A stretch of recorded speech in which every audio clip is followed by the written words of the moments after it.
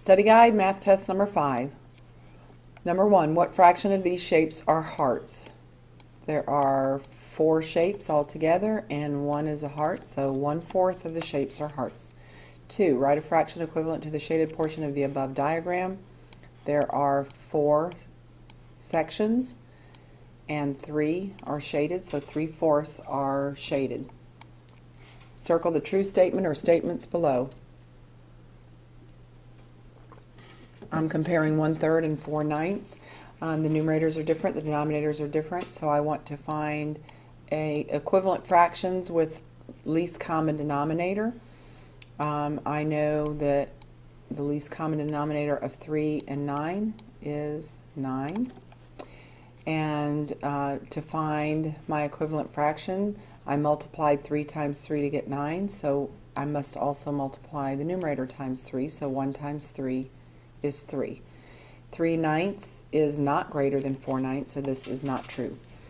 6/9 equals 2/3. Well, again, I want common denominator, equivalent fractions with common denominator. I know my common denominator, least common denominator is 9.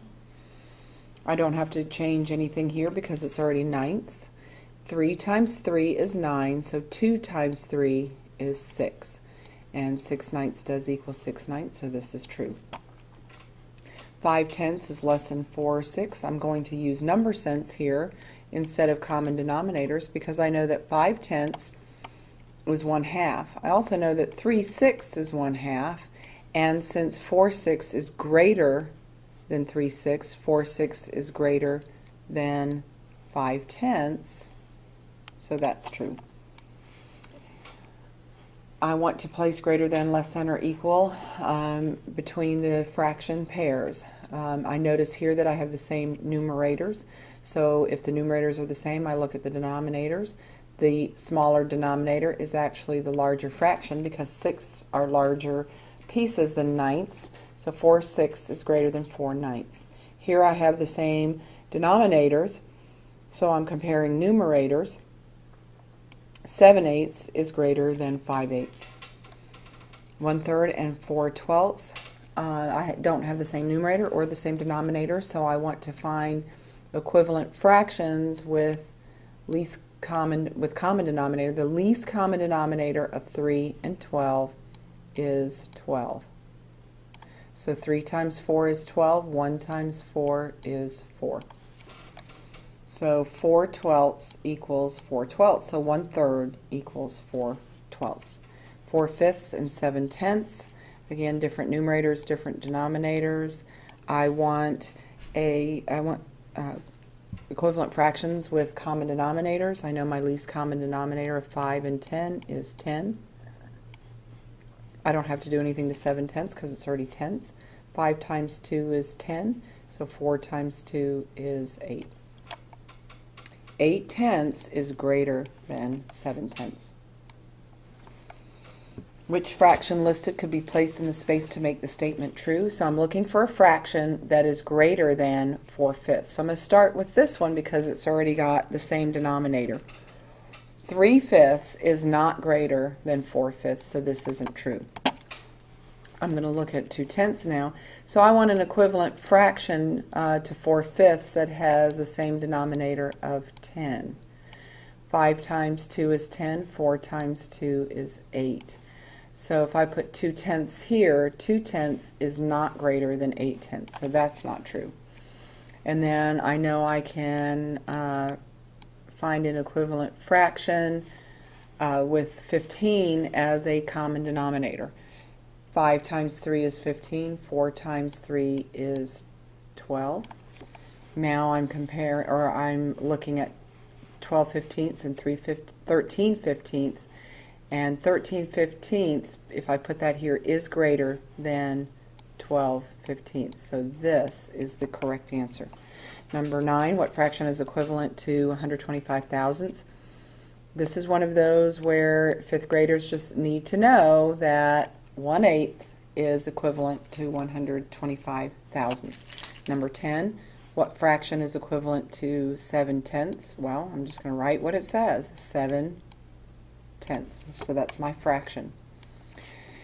Number 11, Marcella had 782 Beanie Babies that she wanted to display on shelves in her family room. If she could put up to 12 Beanie Babies on each shelf, how many shelves would she need to display them all? So she has a total that she wants to divide by 12, because she's going to take 12 Beanie Babies and put them on each shelf, so she's dividing. First number I can subtract 12 from is 78, and I could use my think bubble, but I know that 12 times 6 is 72, so that's as close as I can get to 78 without going over. So 12 times 6 is 72. I subtract 2 from 8 is 6, 7 from 7 is 0. I check, 6 is less than 12, and I bring down. I also know that 12 times 5 is 60, and that's as close as I can get to 62 without going over. So 12 times 5 is 60. I subtract, 0 from 2 is 2, and 6 from 6 is 0.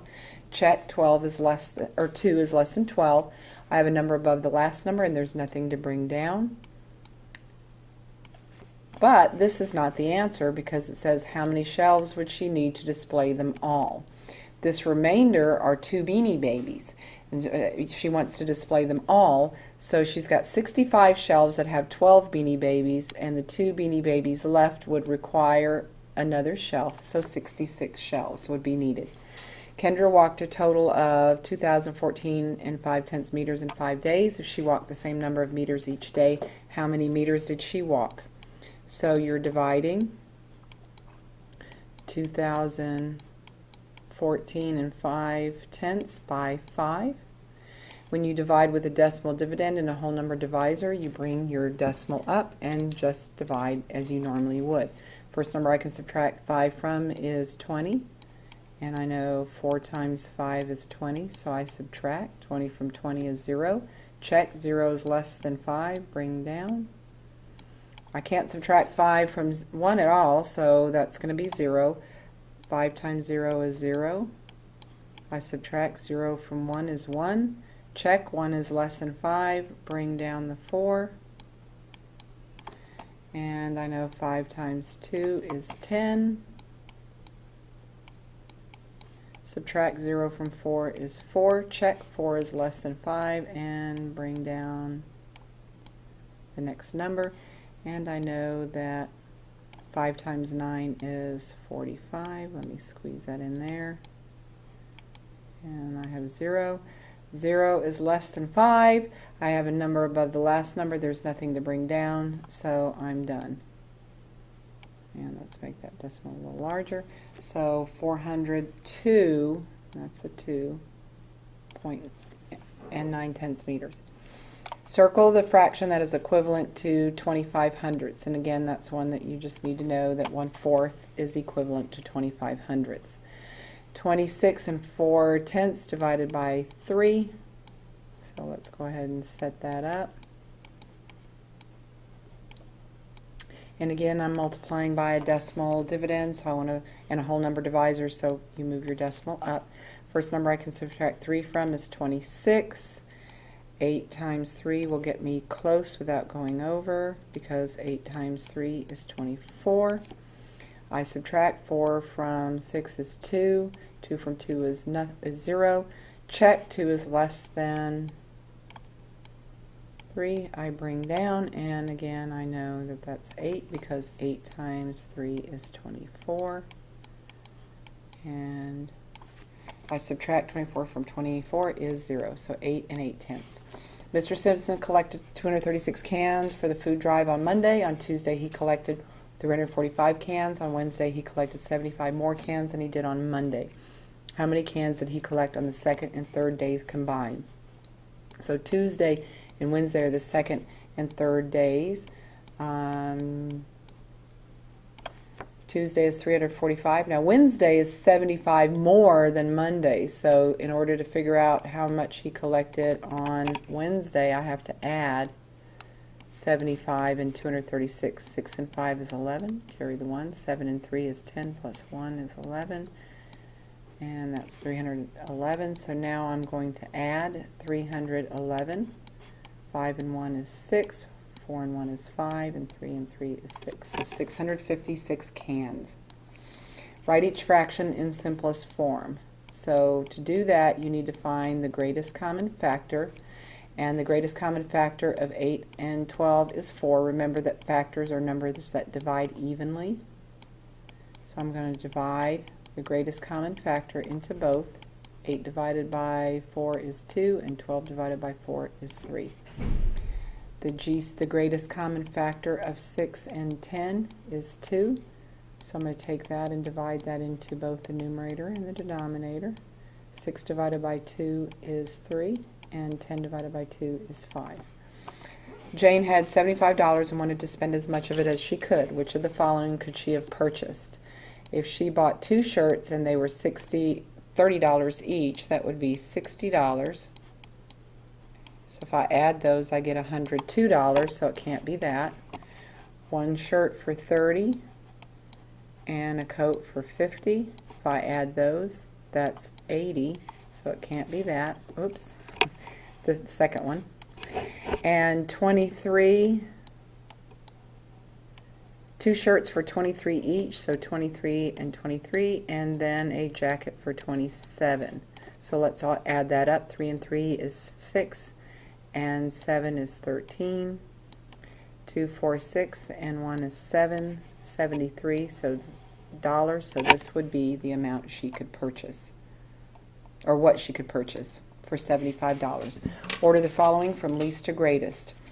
I notice that I have fractions and decimals, so I'm going to change my fractions to decimals, and I know that 1/4 is 2500ths. Notice that the 3 needs to be there. When you change a fraction to a decimal using a calculator, the calculator is going to show a 0, but I have a 3 there, so you need to make sure to bring that 3 down. If I divide 5 divided by 6, I'm going to get 3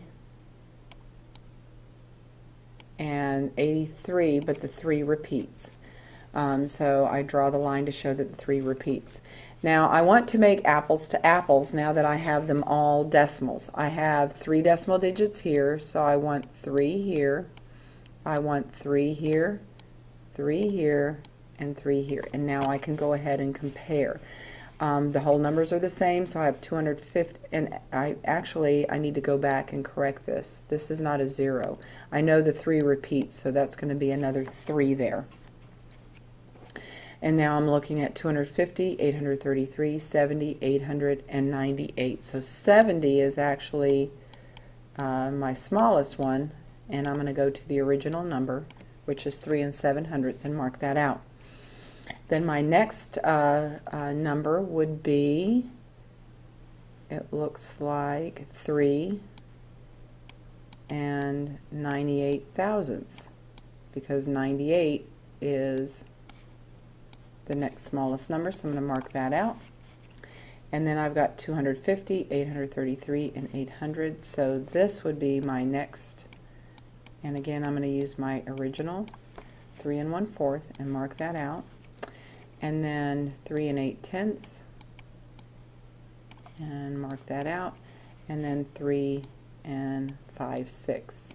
So when you have fractions and decimals that you're arranging from least to greatest, make sure you change your fractions to decimals, and then check for your apples to apples so that you're comparing, in this case, thousandths, and then arrange them from least to greatest. You may also be asked at sometimes to arrange from greatest to least, which you would do the same. The process is the same. You would just make sure that the number here would be the greatest down to the least.